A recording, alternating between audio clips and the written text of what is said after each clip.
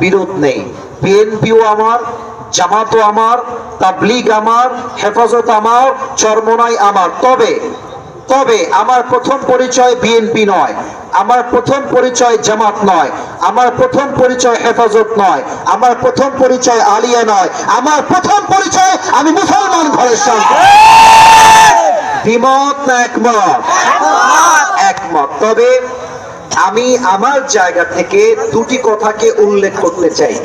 আশা রাখছি আপনারা স্যাররা সহ সবাই আপনারা একমত পোষণ করবেন। কেউ যদি দ্বিমত হয়ে থাকেন মনে মনে থাকেন, এখানে কথা বললেন। আশা রাখছি আপনারা সবাই একমত হবেন, বিকজ এটা হাদিসের কথা, এটা কোরআনের কথা। এক নাম্বার, দেশে আগামীতে নির্বাচন হবে, এটা আমরা সবাই চাই কি চাই না? তবে আগের মতো ভোট ডাকাতি হলে আমরা মানতে পারবো না। আমাদের দুইটা দাবি।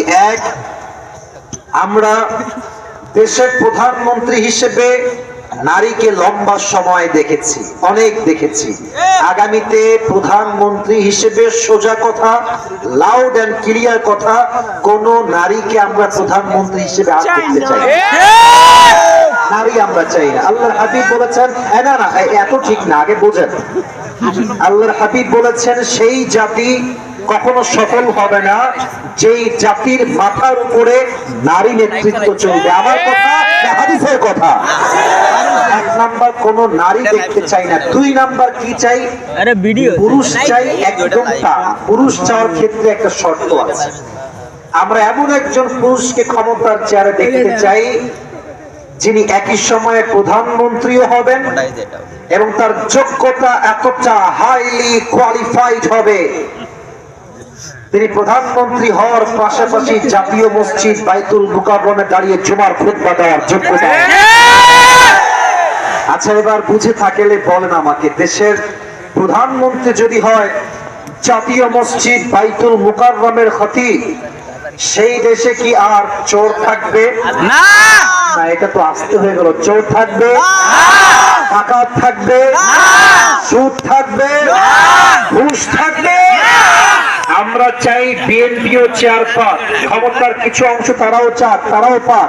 আমরা চাই জামাত পাক, আমরা চাই হেফাজত পাক, বা যারাই পাক, সত্য একটা, আল্লাহর জমিনে আল্লাহ কোরআন দিয়ে রাজ কায়েম করতে হবে।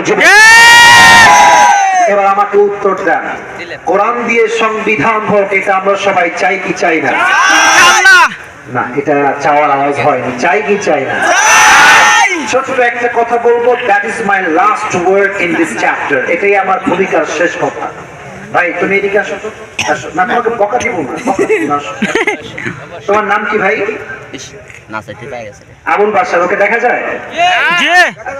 দেখা যায়?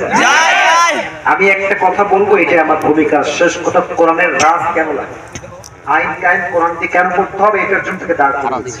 আবুল বাশার সে একজন মাহফিলের নিজেই একজন সদস্য। তো আমি কথা বলতে রেগে গেলাম, আবুল বাশার গুষ্টি কেলায় আপনাকে মেরেই ফেলবি। খেপে গিয়ে একটা চাকু নিয়ে এসে পুরো পা, ডান পা কেটে ফেললাম। কোন পা কাটলাম? না, কথা বলেন, কোন পা? তুমি বসে পড়ো, বসে পড়ো। আচ্ছা, এখন সিরাজগঞ্জের চান্নাইগঞ্জের লোকরা বললো, হুজুরকে নিয়ে আসলাম ওয়াজ করতে, হুজুর পা কেটে বসে আছে।